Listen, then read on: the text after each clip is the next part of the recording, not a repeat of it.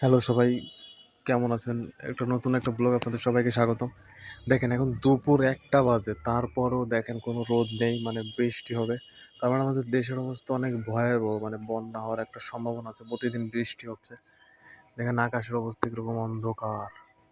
এই জায়গায় কিন্তু কালো আকাশ দেখা যাচ্ছে, বাট ক্যামেরায় মানে ধরতেছে না। তো এরকম পরিস্থিতি হয়ে গেছে। আপনাদেরকে যদি একটু বাহিরে গিয়ে দেখাই, দেখেন কোনো রোদ নেই, ঠিক আছে? আকাশে মেঘ আর মেঘ সবখানেই।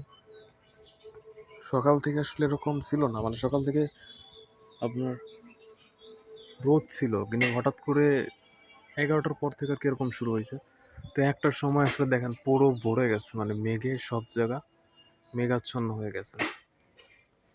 ওকে, এটা ছিল আজকে আমার ব্লগের বিস্তারিত।